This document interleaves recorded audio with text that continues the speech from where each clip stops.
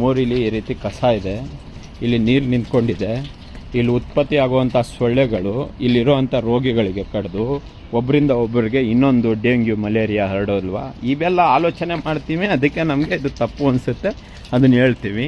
ಅಲ್ಲಿ ನೀರಿನ ಟ್ಯಾಂಕಿನ ಮೇಲೆ ಅರಳಿ ಗಿಡ ಹುಟ್ಟಿ ಮರ ಆಗಿದೆ, ಅದನ್ನೆಲ್ಲ ಆಗಾಗ ನಿರ್ವಹಿಸಿ ಇದನ್ನು ಏನು ಮಾಡಬೇಕು ಮಾಡಿದರೆ ಅದು ಗಿಡ ಮರ ಆಗ್ತಿರ್ಲಿಲ್ಲ ಅಂತ ಹೇಳ್ತೀವಿ. ಹೇಳ್ಬಾರ್ದ ಇವೆಲ್ಲ?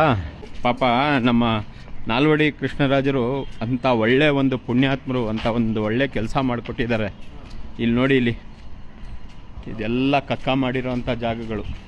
ನಾನು ಹೇಳ್ತೀನಲ್ಲ, ಕೆಲವರು ಹೇಳ್ತಾರೆ ಏನು 2 ರೂಪಾಯಿ 3 ರೂಪಾಯಿ 10 ರೂಪಾಯಿ ಕೊಡೋ ಯೋಗ್ಯತೆ ಇಲ್ವಾ ಅಂತ. ಬಂದು ನೋಡಿ ಸ್ನೇಹಿತರೆ, ಇಲ್ಲಿ ಜನ ಇಲ್ಲಿ ಕಕ್ಕ ಮಾಡಿದ್ದಾರೆ ನೋಡಿ. ಈ ಶೌಚಾಲಯ ಯಾವ ಸ್ಥಿತಿಯಲ್ಲಿದೆ ನೋಡ್ತಾ ಇದ್ದೀರಾ? ಇದು ಗುಜ್ರಿಗೆ ಹಾಕುವಂಥ ಸ್ಥಿತಿಯಲ್ಲಿದೆ. ಇಲ್ಲೇ ಪಕ್ಕದಲ್ಲಿ ಹಣ ಪಾವತಿ ಮಾಡಿ ಬಳಸುವಂಥ ಶೌಚಾಲಯ ಇದೆ. ಅಣ್ಣ ನೋಡಿ ಅಣ್ಣ, ಯಾವ ರೀತಿ ಇದೆ ಇದು, ಇದಕ್ಕೇನಂತೀರ ಅಣ್ಣ?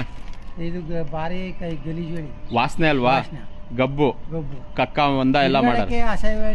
ಹಾಂ, ಅದೇ ಅಣ್ಣ, ನಿಮ್ಮಂಥವ್ರೆಲ್ಲ ಬಂದಿರ್ತೀರಾ ಹಳ್ಳಿಯಿಂದ, ಸೌಲಭ್ಯ ಇರಬೇಕು ಅಲ್ವಾ?